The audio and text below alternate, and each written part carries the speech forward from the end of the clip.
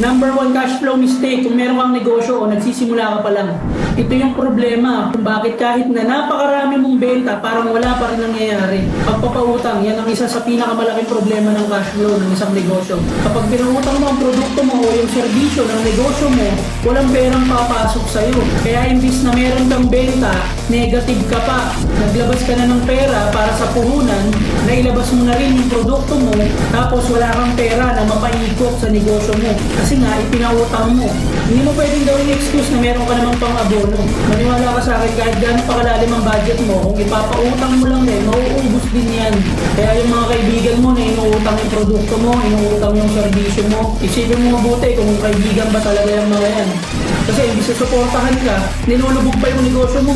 Kung hindi mo pa rin magets, ang pagsisimula ng negosyo ay pagalingan ng pagpapaikot ng pera. Ngayon, isipin mo kung anong pinapaikot ng pera, kung ipinautang mo. Imbis na pera ang paikutin mo, ikaw yung pinaikot ng mga tao sa paligid mo. Negative na yung cash flow mo.